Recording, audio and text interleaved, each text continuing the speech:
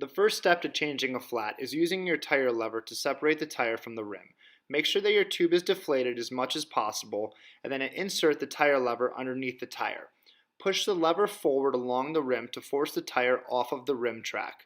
Once the tire is removed from the rim on one side, reach under the tire and pull the tube out.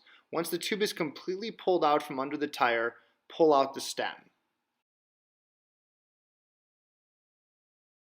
Once you pull the tube out, remove the other side of the tire from the rim track. Now that the tire is completely off the wheel, visibly check the tire for any debris. Then, slowly run your finger underneath the tire to make sure that nothing is sticking through. Now that you're certain that there's nothing stuck in the tire, lay one wall of the tire back onto the rim track.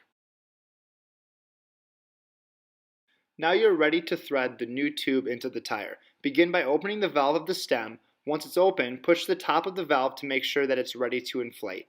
Blow into the valve with your mouth in order to slightly inflate the tube. Place the stem into the valve hole and then carefully stuff the tube back into the tire.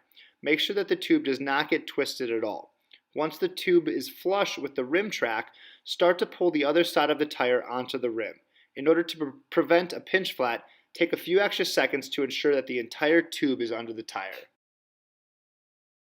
Now that the new tube is correctly placed into the tire, you're ready to inflate. If you have access to a floor pump or hand pump, that will be the easiest for inflation.